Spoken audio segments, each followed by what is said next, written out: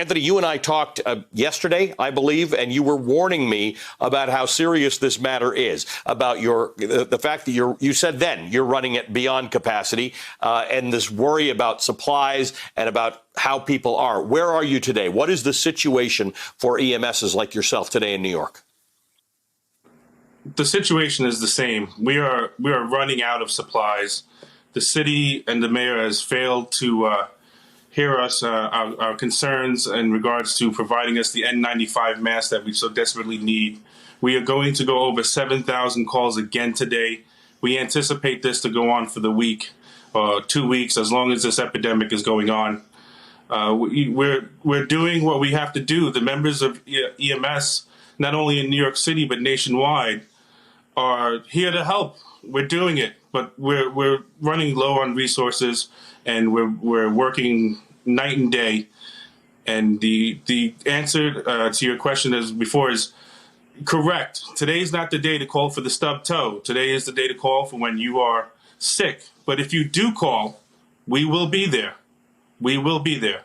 So the concern is great. The members are tired. The city and the department has been a little lackluster in our concerns and addressing them. But the members, they're going to be there for when the citizens of New York need us. You always are. I was here for 9/11, and I know what you have done, and I know that you're doing it now. I think it's important, Anthony. I know you wouldn't bring this up, but I think we need to. Across the country, but even in this city, EMS workers are generally speaking not highly paid. Correct. You know, right now in this epidemic, we're the tip of the spear. We're the ones on the front lines. Every other day, we're the ones on the front lines as well. We are the lowest paid of the 911 services. We are considered a stepping stone to the other 911 or even other agencies within state, city, and federal government. That has to be corrected. There's no reason that should be. When you call 911, you get a choice of 3 options. We are one of them. So not only in New York City, but nationwide, that has to be corrected tomorrow, if not sooner. This job deserves to be a career path. You don't want people coming into your home who are here leaving. You want people who are 15, 20 years. You go to a hospital because that doctor has 20 years experience and can help you. We bring the hospital to you.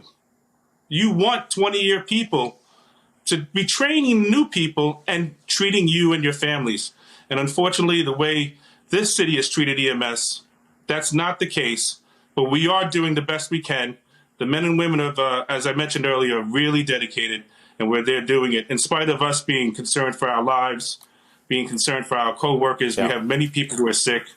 I get text messages all day long about how people are afraid to bring it home. We've petitioned this city to provide lodging for us so we don't bring it home. I have members who have texted me and called me and said, if I die on the job, please make sure my wife is taken care of if I get sick. So it's a real concern, but we're doing it.